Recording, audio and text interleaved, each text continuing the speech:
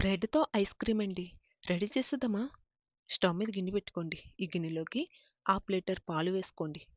పాలు 2, 3 పొంగులొచ్చేదాకా బాగా మరిగించండి. ఇప్పుడు బ్రెడ్‌ని తీసుకుని బ్రెడ్‌కున్న సైడు బ్రౌన్ పార్ట్ అంతా కట్ చేసేసుకోండి.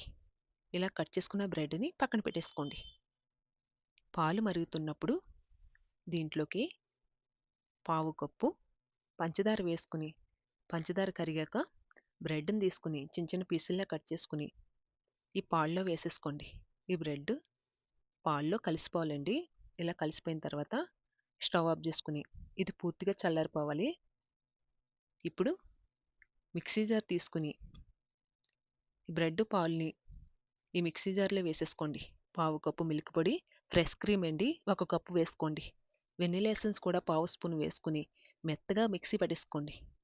ఇప్పుడు ఈ బ్యాటర్‌ని ఒక డబ్బాలోకి వేసేసుకొని, దీనిపైన కట్ చేసుకున్న జీడిపప్పు కూడా వేసుకొని, దీనిపైన సిల్వర్ పేపర్ పెట్టేసుకుని, మూత పెట్టి డీప్ ఫ్రిడ్జ్‌లోని 7-8 గంటలు పెట్టుకొని తీసుకుంటేనండి.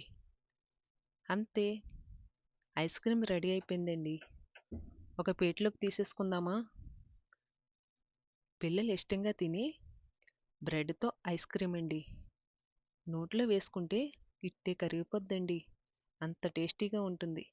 ఒకసారి ఇలా ట్రై చేయండి. ఈ వీడియో నచ్చితే కనుక లైక్ చేసండి. ఇట్లు మీ గోదావరి అమ్మాయి ఛానల్‌ని సబ్స్క్రైబ్ చేసుకోండి.